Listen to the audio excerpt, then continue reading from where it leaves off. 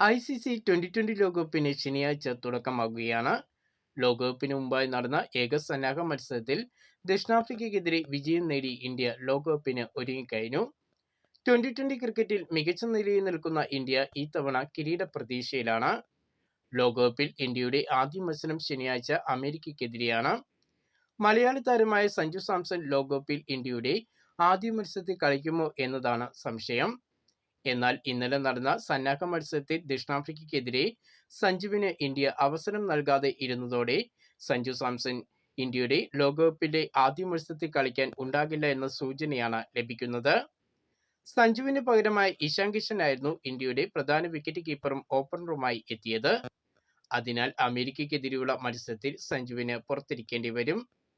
സഞ്ജുവിനേക്കാൾ മികച്ച ഫോമിൽ നിൽക്കുന്ന ഇഷാൻ കിഷനെ തന്നെയാകും ഇന്ത്യ പ്രധാന വിക്കറ്റ് കീപ്പറും ബാറ്ററായും ഓപ്പണറായും പരിഗണിക്കുക. ലോകകപ്പിൽ അഭിഷേക് ഇഷാൻ ഓപ്പണിംഗ് ജോഡിയായിരിക്കും ഇറങ്ങുക. ഇതോടെ ലോകകപ്പിൽ സഞ്ജുവിന് കളിക്കാനുള്ള അവസരം കിട്ടുന്ന കാര്യവും ബുദ്ധിമുട്ടാണ്. ഇത്തവണ നടക്കുന്ന 2020 ലോകകപ്പിൽ എതിരാളികൾക്ക് ഏറ്റവും ഭീഷണി ഉയർത്തുന്ന ടീം ഇന്ത്യയാണെന്ന് ഇന്ത്യയുടെ ഇതിഹാസ താരമായ MS ധോണി. ഇന്ത്യൻ ടീം 2020 ക്രിക്കറ്റിൽ മികച്ച പ്രകടനമാണ് നടത്തുന്നതെന്നും MSD പറയുന്നു.